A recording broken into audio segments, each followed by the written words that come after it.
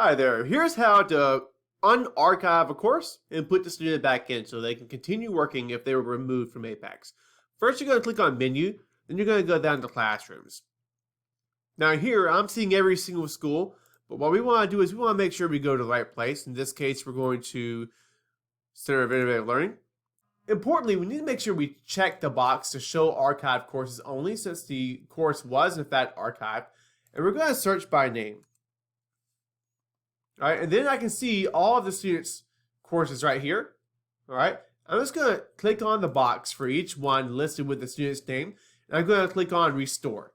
So what I've done is I've restored the classes. So we named the classes after the student here, but that really doesn't put the student back in. So now I'm going to go back to show, I'm going to uncheck the Show Archive so I can see all the classes.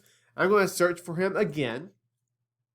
And there he is. Now I'm going to click on Edit next to the classroom name because we need to add the student back to the class. Under class, it defaults to classroom configuration. We're going to come over here to Student Enrollment, and notice there's no students. So we're just going to quickly search for him, and there he is. I'm going to click Enroll and put him back in. I'm going to check teachers, make sure teachers are good. Looks like the teachers are in. He's set. He can access his coursework and start from exactly where he was before the course is archived.